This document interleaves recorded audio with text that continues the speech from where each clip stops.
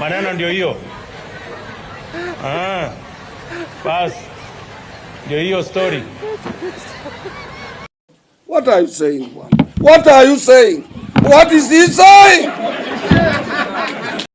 Mnanunua mtungi ya gas shilingi 2,000, shilingi 2,800. Tumesema sasa tutaweka pesa ya serikali kupunguza gharama ya mtungi ya gas. Ile ya kilo 6 mnanunua 2,500, 2,800. Tutaishukisha chini mpaka shilingi 500 ama 300. Ni ng'ombe hawa.